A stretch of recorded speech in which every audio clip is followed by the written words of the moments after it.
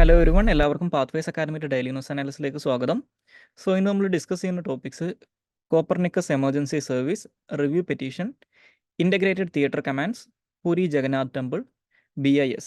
അപ്പോൾ അതിൽ ആദ്യം ഡിസ്കസ് ചെയ്യാൻ പോകുന്നത് കോപ്പർനിക്കസ് എമർജൻസി സർവീസസിനെ കുറിച്ചാണ്.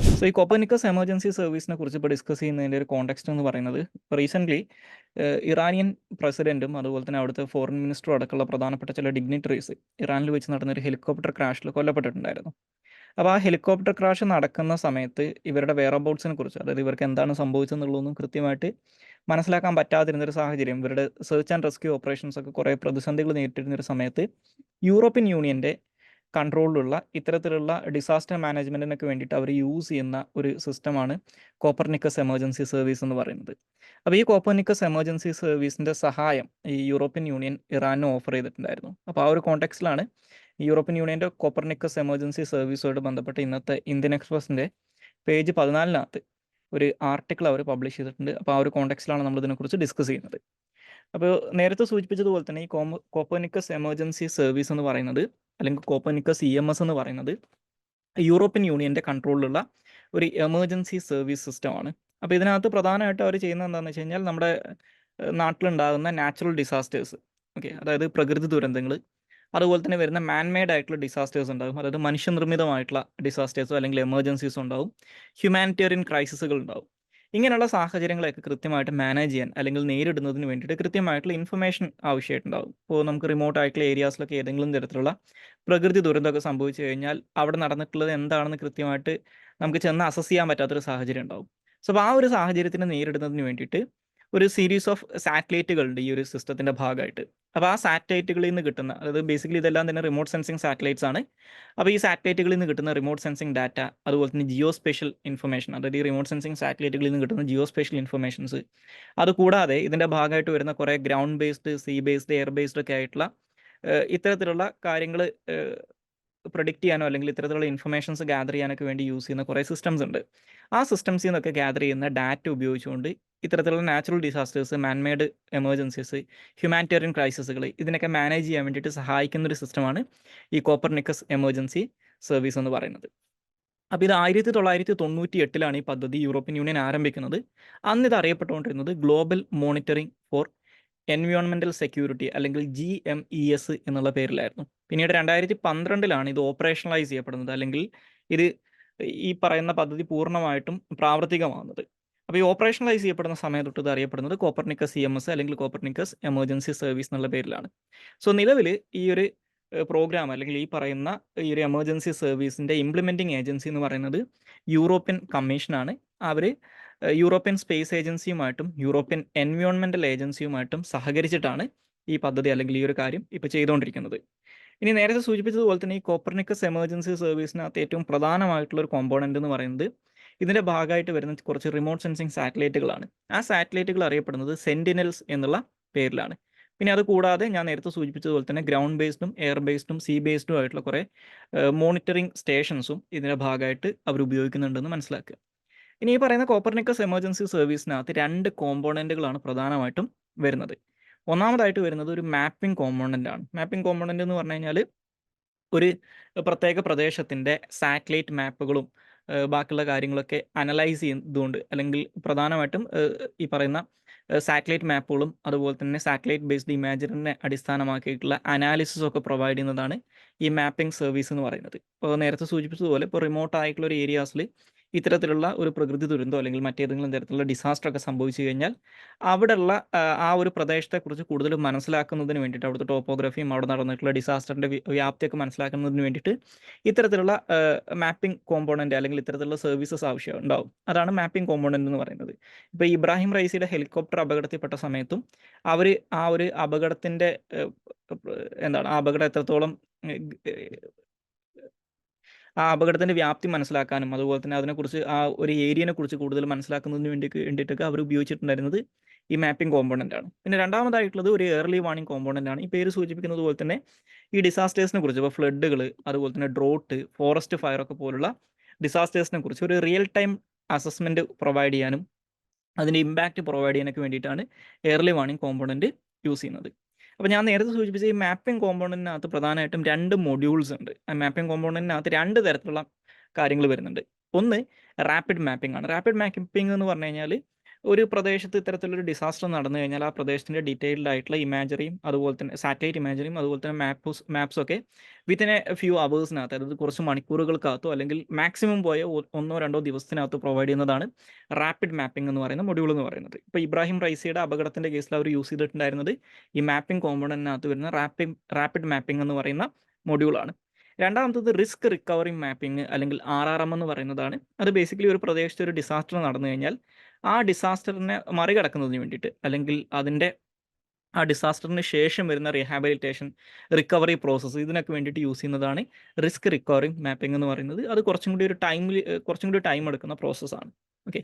സോ ഇതാണ് കോപ്പർനിക്കസ് എമർജൻസി സർവീസുമായിട്ട് ബന്ധപ്പെട്ട് പറയാനുള്ളത്.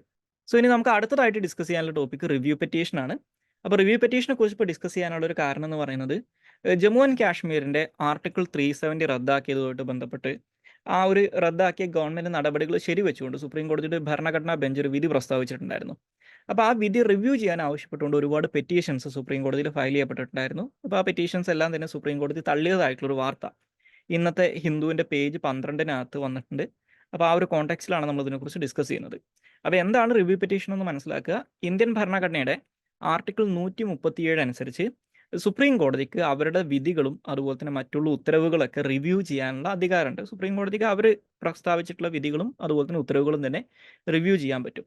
അപ്പോൾ ഇത്തരത്തിൽ റിവ്യൂ ചെയ്യുന്നത് എന്തിനു വേണ്ടിയിട്ടാണെന്ന് വെച്ച് കഴിഞ്ഞാൽ, ഇപ്പോൾ സുപ്രീം കോടതിയുടെ ഒരു വിധിക്കകത്ത് ഏതെങ്കിലും തരത്തിലുള്ള മിസ്റ്റേക്സ് വന്നിട്ടുണ്ടെങ്കിൽ, ഉദാഹരണം പറഞ്ഞു കഴിഞ്ഞാൽ മിസ്റ്റേക്സ് ഓഫ് ലോ, ഓക്കെ, അതുപോലെ തന്നെ മറ്റേതെങ്കിലും ഒരു റെക്കോർഡിൻ്റെ ബേസ് ചെയ്തിട്ടുള്ള ഒരു error apparent on the face of the record എന്ന് പറയും, അത്തരത്തിലുള്ള കാര്യങ്ങൾ, അതുപോലെ തന്നെ പുതിയ എവിഡൻസസ് സർഫേസ് ചെയ്യുകയാണെങ്കിൽ, ഇങ്ങനെയുള്ള സാഹചര്യങ്ങളിൽ ആ ഒരു വിധിനെ പുനഃപരിശോധിക്കുന്നതിന് വേണ്ടിയിട്ടാണ് ഈ റിവ്യൂ പെറ്റീഷൻ എന്നുള്ള ഓപ്ഷൻ വെച്ചേക്കുന്നത്. അപ്പോൾ ഈ റിവ്യൂ പെറ്റീഷൻ്റെ ഒരു ബേസ് എന്ന് പറയുന്നത് ആർട്ടിക്കിൾ 137 ആണ്. ആർട്ടിക്കിൾ 137-നകത്താണ് ഈ റിവ്യൂ പെറ്റീഷൻ എന്നുള്ള വാക്ക് യൂസ് ചെയ്തിട്ടുണ്ടെങ്കിലും റിവ്യൂ ചെയ്യാനുള്ള അധികാരത്തെക്കുറിച്ച്, സുപ്രീം കോടതിയുടെ അധികാരത്തെക്കുറിച്ച് പറയുന്നുണ്ട്.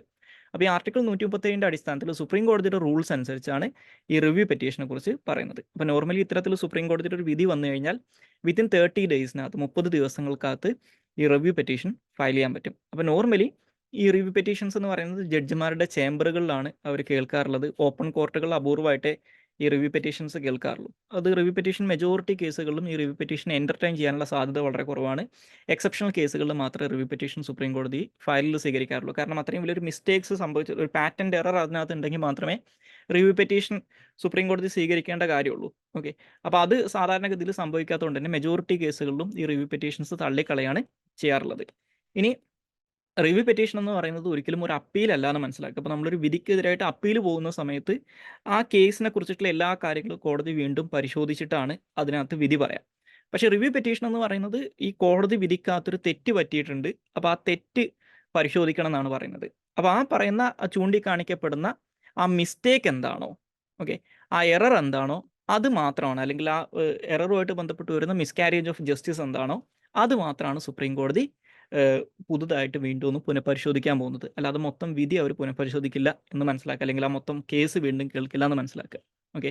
ഇനി അതുപോലെ തന്നെ സിവിൽ പ്രൊസീജിയർ കോഡും അതുപോലെ തന്നെ സുപ്രീം കോടതി റൂൾസും അനുസരിച്ച് ഞാൻ നേരത്തെ പറഞ്ഞതുപോലെ സുപ്രീം കോടതിയുടെ ഒരു വിധിക്കകത്ത് അഗ്രീവ്ഡ് ആയിട്ടുള്ള ഏതൊരാൾക്കും ഈ റിവ്യൂ പെറ്റീഷൻ ഫയൽ ചെയ്യാൻ പറ്റും. അഗ്രീവ്ഡ് ആയിട്ടുള്ള ഏതൊരാൾക്കും എന്ന് പറഞ്ഞു കഴിഞ്ഞാൽ ആ കേസിൻ്റെ വാദി തന്നെ, അല്ലെങ്കിൽ ആ കേസിനകത്ത് പാർട്ടി ആയിട്ടുള്ള ഒരാൾ തന്നെ റിവ്യൂ പെറ്റീഷൻ ഫയൽ ചെയ്യണമെന്നില്ല. ആ കേസിൻ്റെ വിധിക്കകത്ത് എതിരഭിപ്രായമുള്ള അല്ലെങ്കിൽ അത് കാരണം അഗ്രീവ്ഡ് ആയിട്ടുള്ള ഏതൊരാൾക്കും ഈ റിവ്യൂ പെറ്റീഷൻ ഫയൽ ചെയ്യാമെന്ന് മനസ്സിലാക്കുക. അത് 30 ദിവസത്തിനകത്ത് ജഡ്ജ്മെൻറ്റ് വന്ന് 30 ദിവസത്തിനകത്ത് ഫയൽ ചെയ്യണമെന്നും ഉണ്ട്. ഇനി റിവ്യൂ പെറ്റീഷൻ പോലെ തന്നെ നമ്മൾ കേൾക്കുന്ന മറ്റൊരു കേസാണ് ക്യൂറേറ്റീവ് പെറ്റീഷൻ എന്ന് പറയുന്നത്. പക്ഷേ ഈ റിവ്യൂ പെറ്റീഷനും ക്യൂറേറ്റീവ് പെറ്റീഷനും തമ്മിൽ ചില വ്യത്യാസങ്ങളുണ്ട്. ഈ റിവ്യൂ പെറ്റീഷൻ എന്ന് പറഞ്ഞു കഴിഞ്ഞാൽ സുപ്രീം കോടതിയുടെ ഒരു വിധി വന്ന് ആ വിധിക്കകത്തൊരു എറർ ഉണ്ട് എന്നുള്ളതിൻ്റെ അടിസ്ഥാനത്തിൽ സുപ്രീം കോടതിയിൽ ഫയൽ ചെയ്യുന്ന പെറ്റീഷനാണ് റിവ്യൂ പെറ്റീഷൻ. ഈ റിവ്യൂ പെറ്റീഷൻ തള്ളിക്കളഞ്ഞാൽ പിന്നെ നമുക്ക് സുപ്രീം കോടതിയിൽ ഫയൽ ചെയ്യാൻ പറ്റുന്ന ഒരു പെറ്റീഷനാണ് ക്യൂറേറ്റീവ് പെറ്റീഷൻ എന്ന് പറയുന്നത്. അപ്പോൾ ഈ ക്യൂറേറ്റീവ് പെറ്റീഷനെ കുറിച്ച് നമ്മുടെ കോൺസ്റ്റിറ്റ്യൂഷനകത്ത് എക്സ്പ്ലിസിറ്റ്ലി ഒരിടത്തും പറഞ്ഞിട്ടില്ല. ഇത് ആർട്ടിക്കിൾ 137-ൻ്റെ ഇൻ്റർപ്രിട്ടേഷനിലൂടെ സുപ്രീം കോടതി തന്നെ ഉണ്ടാക്കിയെടുത്തൊരു സംഭവമാണ് ക്യൂറേറ്റീവ് പെറ്റീഷൻ എന്ന് പറയുന്നത്. ഈ ക്യൂറേറ്റീവ് പെറ്റീഷൻ ഫയൽ ചെയ്യുന്നതിന് ടൈം ലിമിറ്റ് ഇല്ല. 2002 ഒരു Rupa Ashok Hurra versus Ashok Hurra and others എന്ന് പറയുന്നൊരു കേസുണ്ട്. ആ കേസിനകത്താണ് സുപ്രീം കോടതി ക്യൂറേറ്റീവ് പെറ്റീഷനെ കുറിച്ച് പറയുന്നത്. ഓക്കെ. അപ്പോൾ ഇത് രണ്ടും തമ്മിലുള്ള ഡിഫറൻസസും കൂടി ഒന്ന് മനസ്സിലാക്കിയിരിക്കുക. ഇനി അടുത്തതായിട്ട് ഡിസ്കസ് ചെയ്യാനുള്ള ടോപ്പിക്ക് ഇൻ്റഗ്രേറ്റഡ് തിയേറ്റർ കമാൻഡ്സിനെ കുറിച്ചാണ്. അപ്പോൾ നമ്മൾ കുറച്ച് ദിവസങ്ങൾക്ക് മുമ്പ് ഈ ചീഫ് ഓഫ് ഡിഫൻസ് സ്റ്റാഫിനെ കുറിച്ച് ഡെയിലി ന്യൂസ് അനാലിസിനകത്ത് ഡിസ്കസ് ചെയ്തിട്ടുണ്ടായിരുന്നു. അപ്പോൾ ഈ ചീഫ് ഓഫ് ഡിഫൻസ് സ്റ്റാഫിൻ്റെ പൊസിഷനൊക്കെ ക്രിയേറ്റ് ചെയ്യാനുള്ള ഒരു പ്രധാനപ്പെട്ട കാരണം എന്ന് പറയുന്നത് ഇന്ത്യയിലെ 3 ആംഡ് ഫോഴ്സസിനെ അല്ലെങ്കിൽ ഇന്ത്യയുടെ 3 മിലിറ്ററി ഫോഴ്സസിനെ, ആർമി, നേവി, എയർഫോഴ്സ്, ഇവർക്കിടയിലുള്ള ഇൻ്റഗ്രേഷൻ സാധ്യമാക്കുന്നതിന് വേണ്ടിയിട്ടാണ്. അപ്പോൾ ഇതിൻ്റെ അൾട്ടിമേറ്റ് ഒബ്ജക്റ്റീവ് എന്ന് പറയുന്നത് ഇന്ത്യയിൽ ഇൻ്റഗ്രേറ്റഡ് ആയിട്ടുള്ള തിയേറ്റർ കമാൻഡ്സ് എസ്റ്റാബ്ലിഷ് ചെയ്യുക എന്നുള്ളതാണ്. അപ്പോൾ ഈ ഇൻ്റഗ്രേറ്റഡ് തിയേറ്റർ കമാൻഡ്സിൻ്റെ ഒരു പ്രാധാന്യത്തെക്കുറിച്ചും അതുപോലെ തന്നെ ഇന്ത്യൻ ആംഡ് ഫോഴ്സസിനകത്ത് ഒരു ജോയിൻറ്റ് കൾച്ചർ ബിൽഡ് ചെയ്യുന്നതിനെക്കുറിച്ചും അതിൻ്റെ പ്രാധാന്യത്തെക്കുറിച്ചൊക്കെ ചീഫ് ഓഫ് ഡിഫൻസ് സ്റ്റാഫ് അദ്ദേഹത്തിൻ്റെ ഒരു പ്രസൻറ്റേഷനിൽ പറഞ്ഞതായിട്ടുള്ളൊരു വാർത്ത ഇന്നത്തെ ഹിന്ദുവിൻ്റെ പേജ് 10 വന്നിട്ടുണ്ട്. ആ ഒരു കോണ്ടെക്സ്റ്റിലാണ് ഇതിനെക്കുറിച്ച് ഡിസ്കസ് ചെയ്യുന്നത്. അപ്പോൾ നിലവിൽ നമ്മുടെ ഇന്ത്യയുടെ ആംഡ് ഫോഴ്സസിനെ കുറിച്ച് നോക്കിക്കഴിഞ്ഞാൽ നിങ്ങൾക്കറിയാം, നമുക്ക് ഇൻഡിപെൻഡൻ്റ് ആയിട്ട് നിൽക്കുന്ന 3 ആംഡ് ഫോഴ്സസ് ഉണ്ട്. ഒരു ആർമി ഉണ്ട്, നേവി ഉണ്ട്, എയർഫോഴ്സ് ഉണ്ട്. ഈ 3 ഫോഴ്സസിൻ്റെയും കമാൻഡ് സ്ട്രക്ചർ എന്ന് പറയുന്നത് എൻറ്റയർലി ഡിഫറൻ്റ് ആണ്. അതായത് ഇവർക്കിടയിൽ ഒരു സിനർജിയോ അല്ലെങ്കിൽ ഇവർക്കിടയിൽ ഒരു ഇൻ്റഗ്രേഷനൊക്കെ വളരെ ലിമിറ്റഡ് ആണ്. ഇപ്പോൾ ആർമിയുടെ കേസിലാണെങ്കിൽ ഇന്ത്യൻ ആർമിക്ക് ഇന്ത്യയിലുടനീളം 17 കമാൻഡുകളുണ്ട്. ഇന്ത്യൻ ആംഡ് ഫോഴ്സസിന് മൊത്തത്തിൽ ഇന്ത്യയിലുടനീളം 17 കമാൻഡുകളുണ്ട്. അതിനകത്ത് ആർമിക്ക് 7 കമാൻഡുകളുണ്ട്, നേവിക്ക് 3 കമാൻഡുകളുണ്ട്, എയർഫോഴ്സിനും 7 കമാൻഡുകളുണ്ട്. അങ്ങനെ മൊത്തം 17 കമാൻഡുകളാണ് ഇന്ത്യൻ മിലിറ്ററിക്ക് ഉള്ളത്. അപ്പോൾ അതിനകത്ത് നോക്കിക്കഴിഞ്ഞാൽ കാണാൻ പറ്റും, ഈ 17 കമാൻഡുകളിൽ 7 ആർമിയുടേതാണ്, 7 എയർഫോഴ്സിൻ്റെതാണ്, 3 നേവിയുടേതാണ്. ഓക്കെ. അപ്പോൾ ഇതൊക്കെ ഇൻഡിപെൻഡൻ്റ് ആയിട്ടാണ് ഈ കമാൻഡ്സ് നിലനിൽക്കുന്നത്. ഈ കമാൻഡ്സിനെയൊക്കെ ഹെഡ് ചെയ്യുന്നത് ഇപ്പോൾ ആർമിയുടെ കേസിലാണെങ്കിൽ ഒരു 4 സ്റ്റാർ റാങ്കുള്ള ഒരു ലെഫ്റ്റനൻറ്റ് ജനറൽ റാങ്കിലുള്ള ഓഫീസർ ആയിരിക്കും. അതിന് ഈക്വൽ ആയിട്ടുള്ള റാങ്കിലുള്ള സർവീസസിലുള്ള ഉദ്യോഗസ്ഥരാണ് എയർഫോഴ്സിൻ്റെയും നേവിയുടെ ഒക്കെ കേസിൽ അവരുടെ കമാൻഡ്സിനെ ഹെഡ് ചെയ്യുന്നുണ്ടാവുക. ഇനി ഇത് കൂടാതെ ഇന്ത്യയിൽ ജോയിൻറ്റ് കമാൻഡ്സ് ആയിട്ട്, അതായത് ഈ ആർമി, നേവിയും എയർഫോഴ്സും ഒരുമിച്ച് പ്രവർത്തിക്കുന്ന 2 കമാൻഡുകളാണുള്ളത്. ഒന്ന് ആൻഡമാൻ നിക്കോബാർസിൽ 2000-ൻ്റെ തുടക്കത്തിൽ നമ്മളൊരു ആൻഡമാൻ നിക്കോബാർ കമാൻഡ് എന്ന് പറയുന്ന ഒരു സെപ്പറേറ്റ് ജോയിൻറ്റ് കമാൻഡ് എസ്റ്റാബ്ലിഷ് ചെയ്തിട്ടുണ്ട്. അവിടെ ആർമി, നേവി, എയർഫോഴ്സ് ഒരുമിച്ചാണ് പ്രവർത്തിക്കുന്നത്. ഇനി ഇത് കൂടാതെ 2000-ൻ്റെ തുടക്കത്തിൽ തന്നെ ഇന്ത്യയിലെ ന്യൂക്ലിയർ ആംസിനെ അല്ലെങ്കിൽ ന്യൂക്ലിയർ വെപ്പൺസിനെ ഹാൻഡിൽ ചെയ്യുന്നതിന് വേണ്ടിയിട്ട് ഒരു സ്ട്രാറ്റജിക് ഫോഴ്സസ് കമാൻഡ് എന്ന് പറയുന്ന ഒരു ട്രൈ സർവീസ് കമാൻഡും നമ്മൾ എസ്റ്റാബ്ലിഷ് ചെയ്തിട്ടുണ്ട്. അപ്പോൾ ഇത് രണ്ടും ഒഴികെ ഇന്ത്യൻ മിലിറ്ററിയുടെ നോർമൽ ആയിട്ടുള്ള വർക്കിങ്ങിനകത്ത് ഇൻ്റഗ്രേറ്റഡ് ആയിട്ടുള്ള കമാൻഡ്സ് ഇല്ല എന്ന് മനസ്സിലാക്കുക. അപ്പോൾ ഇത് നമ്മുടെ മിലിറ്ററിയുടെ ഫൈറ്റിംഗ് എബിലിറ്റിനെ അല്ലെങ്കിൽ മുന്നോട്ടുള്ള പോക്കിനെ വലിയ രീതിയിൽ നെഗറ്റീവ്ലി ബാധിക്കും. ഇപ്പോൾ ഒരു 1980-കൾ തൊട്ട് അമേരിക്കയിൽ ഈ പറയുന്ന ഇൻ്റഗ്രേറ്റഡ് ആയിട്ടുള്ള കമാൻഡ്സ് ആണുള്ളത്. ഇപ്പോൾ സി ജിൻപിങ് ചൈനീസ് പ്രസിഡന്റ് ആയിട്ട് മാറിയതിന് ശേഷം ചൈനയിൽ അവർ ഇൻ്റഗ്രേറ്റഡ് കമാൻഡ്സ് എസ്റ്റാബ്ലിഷ് ചെയ്തിട്ടുണ്ട്.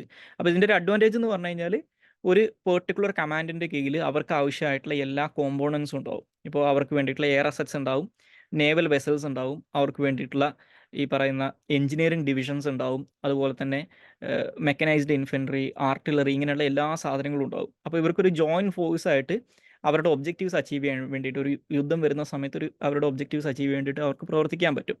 ഇവർ അതുപോലെ തന്നെ ഈ ഇത്തരത്തിലുള്ള തിയേറ്റർ കമാൻഡ്സ് ഏതെങ്കിലും ഒരു പെർട്ടിക്കുലർ സർവീസിനോട് ആൻസറബിളും ആയിരിക്കില്ല, അല്ലെങ്കിൽ ഏതെങ്കിലും ഒരു പെർട്ടിക്കുലർ സർവീസിൻ്റെ കീഴിൽ മാത്രമായിരിക്കില്ല ഉണ്ടാവുക. അപ്പോൾ ഈ ഇൻ്റഗ്രേറ്റഡ് തിയേറ്റർ കമാൻഡ്സിൻ്റെ പർപ്പസ് എന്ന് പറയുന്നത് ഇതൊരു യൂണിഫൈഡ് കമാൻഡ് ആണെന്ന് മനസ്സിലാക്കുക. അതായത് ഈ 3 സർവീസസിനെയും, ആർമി, നേവി, എയർഫോഴ്സ്, ഈ 3 സർവീസസിനെയും ഒരു സിംഗിൾ കമാൻഡിൻ്റെ കീഴിൽ കൊണ്ടുവരികയാണ് ചെയ്യുന്നത്. ഓക്കെ. അപ്പോൾ ഇത് സിംഗിൾ കമാൻഡിൻ്റെ കീഴിൽ കൊണ്ടുവരുന്ന സമയത്ത് ഇവരുടെ കീഴിലുണ്ടാകുന്ന റിസോഴ്സസ് എന്ന് പറയുന്നത് വളരെ വലുതാണ്. അത് കുറച്ചും കൂടി എഫിഷ്യൻ്റ് ആയിട്ട് അവർക്ക് യൂസ് ചെയ്യാൻ പറ്റും. അത് ആക്ച്വലി ഒരു മിലിറ്ററി ഫോഴ്സ് എന്നുള്ള രീതിയിൽ നമ്മുടെ ഇന്ത്യൻ മിലിറ്ററിയുടെ ഫൈറ്റിംഗ് എബിലിറ്റിനെ വലിയ രീതിയിൽ ഇമ്പ്രൂവ് ചെയ്യാനും സഹായിക്കും. പിന്നെ അതുപോലെ തന്നെ ഈ പറയുന്ന ഇൻ്റഗ്രേറ്റഡ് കമാൻഡ്സ് വന്നു കഴിഞ്ഞാൽ ഇതിനകത്തുള്ള ആളുകൾ ഒരു പെർട്ടിക്കുലർ ഇൻഡിവിജ്വൽ സർവീസിനോട് ഇവരൊരിക്കലും ആൻസറബിൾ ആയിരിക്കില്ല. ഇൻ്റഗ്രേറ്റഡ് തിയേറ്റർ കമാൻഡിന് ഒരു ഹെഡ് ഉണ്ടാവും. ഇപ്പോൾ അയാളുടെ കീഴിലായിരിക്കും ഈ പറയുന്ന ഫോഴ്സസ് മൊത്തം വർക്ക് ചെയ്യുന്നത്. ഇപ്പോൾ ഇന്ത്യയിൽ ഈ CDSൻ്റെ ഒക്കെ പൊസിഷൻ ക്രിയേറ്റ് ചെയ്യാൻ കാരണമായിട്ടുള്ള ഷേഖ് തക്കാർ കമ്മിറ്റി റിപ്പോർട്ടിനകത്തും ഈ ഇൻ്റഗ്രേറ്റഡ് തിയേറ്റർ കമാൻഡ്സ് ക്രിയേറ്റ് ചെയ്യാൻ വേണ്ടി പറയുന്നുണ്ട്. അപ്പോൾ അതിനകത്ത് പറയുന്നത് ഇന്ത്യൻ മിലിറ്ററിനെ, ഇപ്പോൾ ഞാൻ നേരത്തെ പറഞ്ഞു 17 കമാൻഡ്സ് ആണ് ഇന്ത്യൻ മിലിറ്ററിക്കുള്ളത്. 7 ആർമിക്കും, 7 എയർഫോഴ്സിനും, 3 നേവിക്കും.